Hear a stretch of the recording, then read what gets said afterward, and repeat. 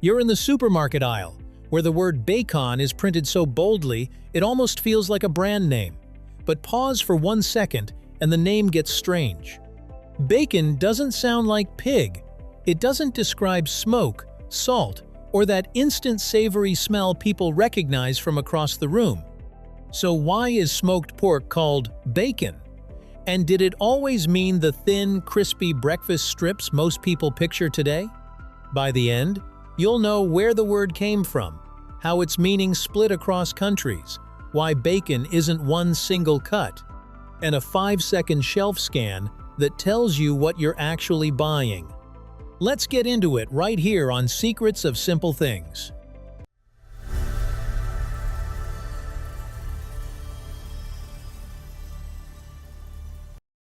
When salt was survival.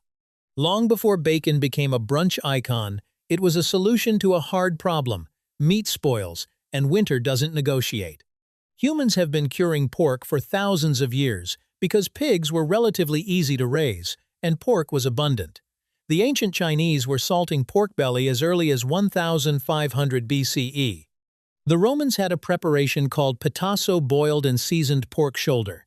Different places, different recipes, same logic. Salt buys time. That context matters, because it explains why bacon existed before it had a fashionable identity. Bacon began as preservation first, flavor second. The smoke and the savor came later, as bonuses layered onto a survival technique. Once you understand that, the next question becomes more precise. When did bacon stop being an idea and start becoming a word? Bacon as a category, not a cut. In Europe, especially during the Middle Ages, curing pork became a staple practice, and bacon took a recognizable cultural shape. But here's the twist. The word bacon didn't originally point to one exact slice the way we use it now. It was broader. It referred to cured pork from the back or sides of the pig, more of a category than a single cut. So if you're imagining one universal strip, you're already thinking like a modern shopper.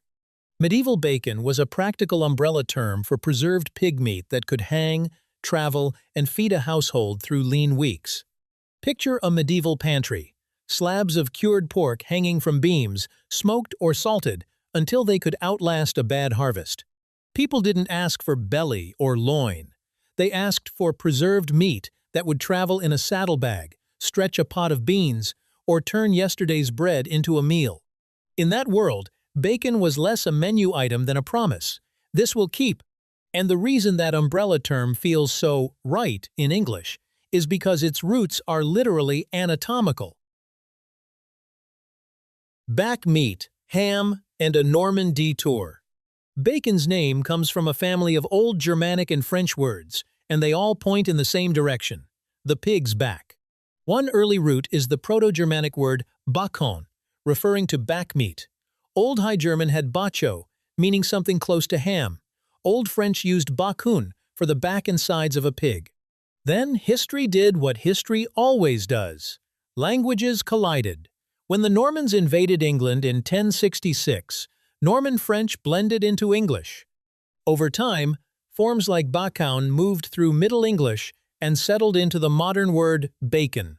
The sound shifted, but the spine of the meaning stayed remarkably consistent.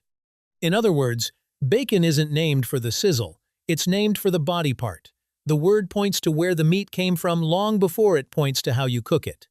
But if bacon meant back meat, why do so many people today picture belly strips instead? Back bacon versus streaky bacon. Today, especially in the United States, bacon usually means thin, streaky slices with alternating fat, and lean typically cut from pork belly. That image is so strong it feels universal. Historically, it wasn't. In the UK and Ireland, bacon traditionally refers to cuts from the back of the pig, closer to the loin. That style back bacon has a larger lean portion and a different texture when cooked. What many Americans call Canadian bacon is actually closer to this traditional back bacon idea. The belly strip version rose to prominence later, particularly as industrial meat processing expanded in the 18th and 19th centuries. So the meaning of bacon didn't simply change, it narrowed differently depending on where you lived. the same word began to point to different defaults. And once a word becomes everyday food, it starts collecting culture phrases, habits, and myths that glue it in place. Why not salt pork? You might wonder why bacon didn't evolve into something more literal like salt pork. Interestingly, that term exists, and it shows why bacon needed its own name. Salt pork historically referred to heavily salted pork used for preservation, especially on ships or in military rations. It was typically saltier and less smoked than bacon, built for storage rather than pleasure. Bacon, meanwhile, became associated with a particular curing style, salting, sometimes smoking, and eventually slicing into the familiar pieces we fry. Salt pork was the hardtack of meat meant to survive voyages, not to charm anyone. Bacon, as it settled into English life, began to imply more nuance, a cure that could include smoke, a balance of fat and lean, a flavor you'd actually look forward to. One word stayed literal. The other became a ritual, and people noticed that difference quickly. Language tends to keep the word that people already love saying. Bacon had rooted itself deeply in English long before preservation terms became standardized. Once a word becomes a household sound, it resists replacement. By the time English speakers were using bacon casually, it had already become more than a method, it was a staple. England made it a staple and a part of the language. By the 12th and 13th centuries, bacon was a staple in England. It was affordable, calorie-dense, and easy to store exactly what you want when food security is uncertain.